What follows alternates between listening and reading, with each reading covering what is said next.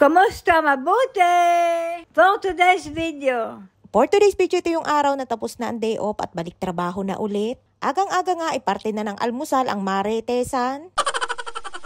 Palabas nga kami niya ng aking pinsan at todo video pa kahit may bit-bit na basura. Mamimili nga kami niya ng mga pagkain na dadalhin namin pabalik sa aming trabaho. Gusto niyang bumili ng karneng baboy at ako naman ay gusto ko ng pusit. Habang nga kami naglalakad ay si kuya na nasa unahan namin ay naglalako ng ice candy. Ganon nga kasipag tayo mga Pilipino at si kuya nga ay kahit naka-day off ay dumidiskarte pa din para may extra income. Andito na nga tayo sa bilihan ng karne at bibili lamang ng karneng baboy ang aking pinsan at gagawin niya daw adobo. At dahil ang pangunahing relihiyon dito sa Israel ay Jewish ay bawal silang kumain ng karneng baboy lalo na sa mga religyoso.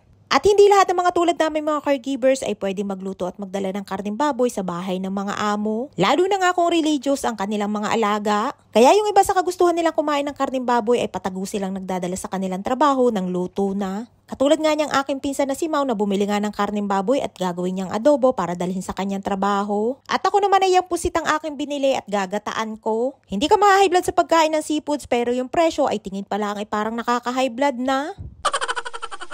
Yung presyo ng hipon ay nasa 2,500 to 2,600 ang kilo. At yung binili kong puset na maliliit lamang naman ay nasa 1,600 ang kilo. Ay pagkagarni nga pagkain mo araw-araw at hindi naman libre ay para mas gugustuhin mo pa na mag-diet. Ay ang aking ang pinsan ay bumili ng 2 kilong baboy ay inabot na ng 3,700 sa pera natin sa Pinas. At buti na nga lamang ako ay libreng nakakakain ng karneng baboy at kasama na sa budget ni Lola. At buti na nga lamang at hindi religious si Lola kaya pwede ako magluto at kumain ng karneng baboy at pati nga si Lola ay kumakain din ng karneng baboy. Paborito ni Lola ang pork pastrama at nilagang buto-buto. Dumaan din kami dyan sa Pinoy store at bumili ako ng pasalubong para kay Lola at Nili at pati na din sa aking reliever. At syempre kadamay na din ang aking sarili. Bumili ako ng egg pie at buchi. Mahigit 1,000 pesos na ngayon na pamili ko na yan. 4 na slice ng egg pie at buchi. Kapag gusto mo nga makakain ay huwag ka na mag-convert para hindi masakit sa bulsa. At syempre wala naman tayo sa Pinas kaya may kamahalan ng presyo kapag i-convert. Dumaan nga din kami dyan sa isa pang Pinoy store. Bumili ako ng 3 yakisoba, 5 pack ng gatas at oyster sauce. Ay grabe nga rin bestida ni ate na talaga namang pang malakasan ng mga dahon. Nakakita nga kami ng pinsan ko niyang fishball at napaibig kami kaya napabili na din. At pati nga fishball ay malasa din ang presyo at kung i-convert nga abay nasa 900 pesos sa pera natin sa Pinas. At sa ilang peraso nga na napamili ko na yun ay umabot din ng 1,700 pesos. Tunay na magastos nga naman ang mag-day off pero sa tulad namin na bihira lamang naman lumabas at makabili ng gusto ay ayos lamang. Kaya maswerte din kami mga caregivers na full stay sa trabaho na kung kailan lamang namin gustong mag-day off o lumabas ay saka lamang. At napakalaking bagay din nun para sa amin dahil extra income din. At pagdating nga namin dyan sa bahay naisipan ko na magtimbang at aring ang dalaway pakaisyoso at gusto ding makitimbang. Ipinalipat nga sa akin dyan sa walang carpet at timbangan para mas accurate daw. 61.8 at pwede na ngang ibenta at parang mas mabigat pa nga kaysa sa patiner.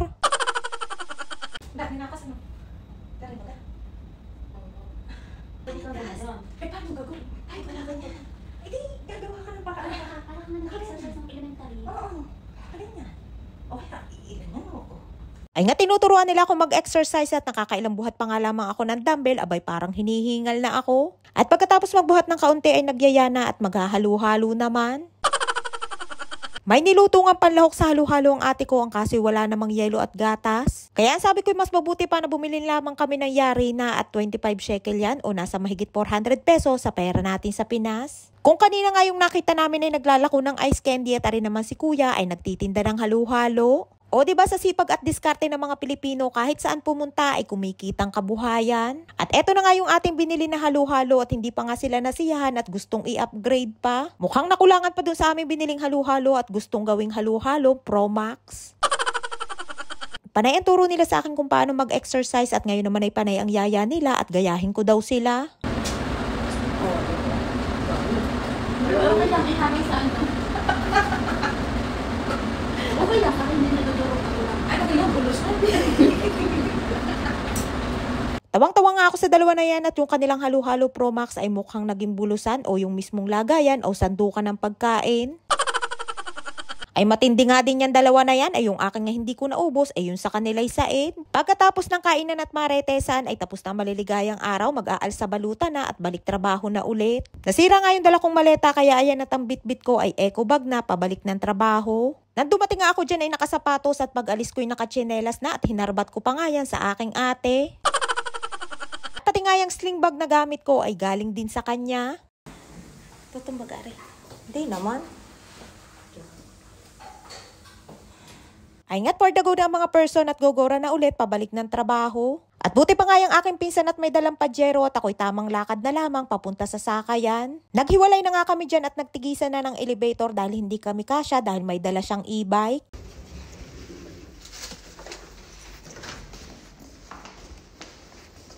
Asa ba kagakas? Saan po kayo tayo doon? Ay siya, bye-bye.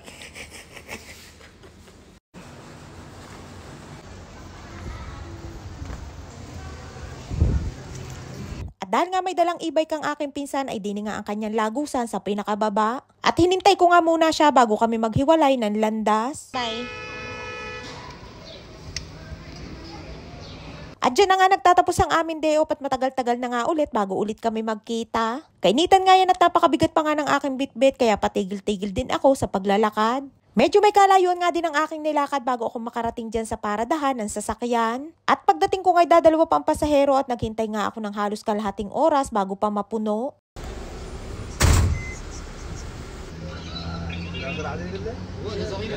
Mas matagal pa nga yung aking pinaghintay na mapuno ng pasahero kaysa sa aking ibiniyahe. Halos nasa 20 minutes lang naman ang biyahe at dahil araw yan ng Syabat o Sabado ay walang masyadong sasakyan kaya walang traffic. At mas malayo pa nga yung lalakbay ng aking pinsan kahit nasa Tel Aviv lamang siya at nasa 45 minutes daw kapag sakay ng e-bike.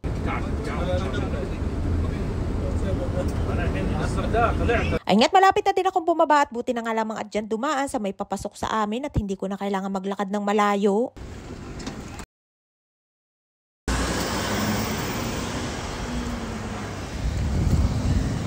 Ay nga't nakababa na ako at may nadaanan pa ako na itinapon na rep at yung hitsura nga ay mukhang mas maayos pa kaysa sa rep ni Lola.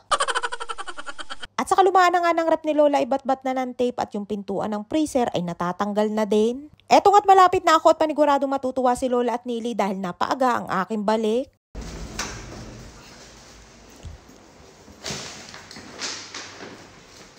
Ay nga't pagdating ko'y nasa kwarto ni Lola si Nilush at nagme-merienda sila. Tuwang-tuwa nga si Nilush nung makita ko at hindi nila inaasahan na maaga kong uuwi.